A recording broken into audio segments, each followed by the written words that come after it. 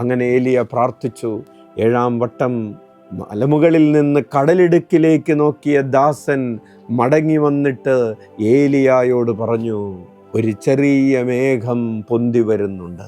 മനുഷ്യകരത്തോളമുള്ള ഒരു ചെറിയ മേഘം പൊന്തി വരുന്നുണ്ട്. ഏലിയ പ്രാർത്ഥന അവസാനിപ്പിച്ചു. ഏലിയ എഴുന്നേറ്റിട്ട് ആഹാബിനോട് പറഞ്ഞു, നീ രഥം പൂട്ടി പോയിക്കൊള്ളുക, വലിയ മഴ വരാൻ പോകുന്നു. ഏലിയായുടെ വിശ്വാസം, പ്രിയപ്പെട്ടവരെ, ഈ മനുഷ്യകരത്തോളമുള്ള ചെറിയ മേഘം, ആ മേഘത്തിലാണ് നമ്മൾ പരിശുദ്ധ കർമ്മലനാഥയുടെ സാന്നിധ്യം കാണുന്നത്.